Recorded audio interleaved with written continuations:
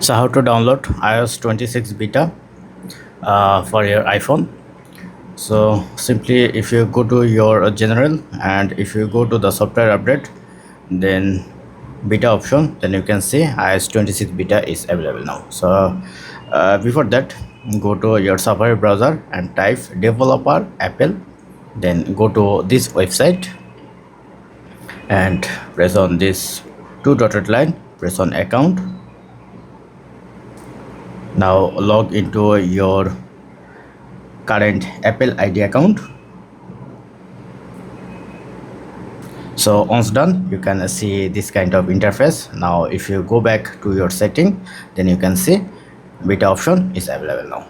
And if you press on this option, make sure you are using the same email and wait a couple of seconds to load. And now you can see update is available. Now if you want to update, then just press on update now, then your phone will be updated with iOS 26 beta. That's it. Thank you.